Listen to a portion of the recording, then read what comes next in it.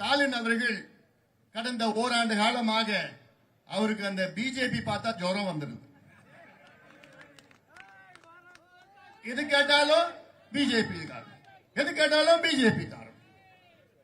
யாருக்காவது ஜுரம் வந்துருச்சுன்னா பிஜேபி தான் காரணம். இப்ப நம்ம சோமசுந்தரம் தும்புனார்னா அது பிஜேபி. இப்படி எது கேட்டாலும் அவர் நம்ம தூக்கத்துல கனவுல பிஜேபி தான் வரும். நான் கேட்கிறேன், மத்தியிலையும் மாநிலத்திலையும் ஒரே கூட்டணி இருந்தா தமிழ்நாட்டுக்கு தான் நன்மையா? மத்தியில பிஜேபி ஆட்சி, மாநிலத்தில் அதிமுக ஆட்சி. இப்ப நீங்க திமுகவில் பிஜேபி எதிர்த்து என்னத்தையா நீங்க சாதிச்சீங்க? என்ன வந்துச்சு தமிழ்நாட்டுக்கு? என்ன உங்களால கொண்டு வர முடியுது? எடப்பாடி பழனிசாமி அவர்கள் ஆட்சி செஞ்சா இது என்டிஏ கூட்டணி, அவர் ஆட்சி, அதிமுக ஆட்சி. நேரா டெல்லிக்கு போறாரு, எங்களுக்கு கொடுங்கன்னா அடுத்தது நம்முடைய மோடி அவர்கள் கையெழுத்து போட்டு எடுத்துக்கீங்கன்னு சொல்ல போறாரு. என்ன திட்டம் வேணா அங்க கொடுக்க போறாரு. அதையா கூட்டணி, அதையா வேணும். இங்க ஏதாவது ஒரு பிரச்சனை உடனே பிஜேபி பிஜேபி பிஜேபி. அதனால இதெல்லாம் நீங்கள் மக்கள் சிந்தியுங்கள்.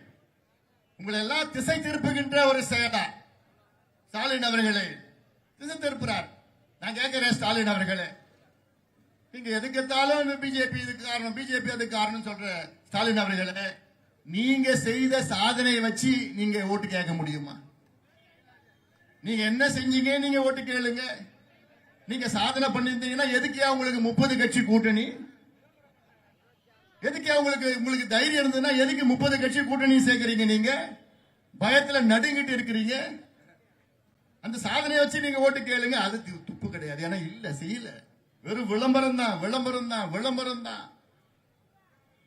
இதெல்லாம் சிந்தித்து பார்க்கணும். தமிழ்நாடு மக்கள் சும்மா ஏதோ வந்தாங்க போனாங்கல்ல, விளம்பரப்படுத்திட்டு இருக்கிறாங்க. எல்லாம் காசு வச்சுக்கிட்டு விளம்பரப்படுத்திட்டு இருக்கிறாங்க, கொள்ளடிச்ச காசு வச்சு விளம்பரப்படுத்திட்டு இருக்கிறாங்க.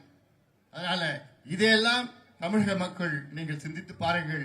குறிப்பாக விவசாயிகள், தமிழ்நாட்டில் உள்ள அனைத்து விவசாயிகளுடைய காலை தொட்டு நான் கேட்கிறேன், பாதத்தை தொட்டு நான் கேட்கிறேன், தயவு செய்து திமுகவுக்கு மட்டும் வாக்களிக்காத, எங்கள் கூட்டணிக்கு வாக்களியுங்கள். அதிமுக கூட்டணிக்கு வாக்களியுங்கள். ஒரு விவசாயி எடப்பாடி பழனிசாமி அவர்களை தேர்வு செய்யுங்கள், உங்களுடைய முதலமைச்சராக தேர்வு செய்யுங்கள். இதுதான் அவசியமானது. காஞ்சிபுரம் மாவட்டம் என்றாலே ஏரி மாவட்டம். இன்னைக்கு எந்த ஏரியும் காணோம், தூர்ந்து போயிடுச்சு ஏரி. இருக்கிற ஏரியெல்லாம் சுற்றுச்சூழல் மாசுபடிந்து காஞ்சிபுரம் நகரத்தில் உள்ள கழிவுகள் எல்லாம் போய் அந்த ஏரி என்ன ஏரி பாது நத்தம்பேட்டை. அதான் நான் வந்த பார்த்தேன். அவ்வளோ பெரிய ஏரி, 400 ஏக்கர்ல அவ்வளோ தண்ணி நிற்கிறது. தண்ணி கிட்ட போனா நான் தடி நகரத்து பச்சையா இருக்கு தண்ணி. இன்னொரு ஏரி, அதுல கீழே வர ஏரி எல்லாம் போட்டா அங்க பார்த்தா பறவைகள், பிளமிங்கோஸ், வெளிநாட்டுல இருந்த பிளமிங்கோஸ் அவ்வளோ இருக்கு. அதெல்லாம் வையாவூர் ஏரி. இதையெல்லாம் நாங்கள் சுத்தம் செய்து தூய்மைப்படுத்தி இந்த ஏரிகள் பறவைகள் சரணாலயமாக நாங்கள் அறிவித்தோம். இதெல்லாம் அவசியமானது, அவசியமானது. இங்க இருக்கிற அண்ணா புற்றுநோய் மையம், நான் மத்திய சுகாதாரத்துறை அமைச்சராக இருந்த நேரத்தில் தான் இதற்கு கிட்டத்தட்ட ரீஜனல் கேன்சர் சென்டர் என்று அதை அறிவித்து இதற்கு நிதி ஒதுக்கியவன் இந்த அன்புமணி ராமதாஸ். இதெல்லாம் உறுதியா நடக்கும்.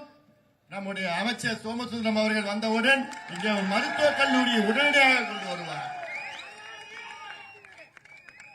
சட்டக்கல்லூரி என்ன உங்களுக்கு கேளுங்க, கிடைக்கும். உனக்கும் கொடுப்பாருப்பா, அவர் தொகுதியில். அதனால இதெல்லாம் நீங்கள் சிந்தித்து பாருங்கள்.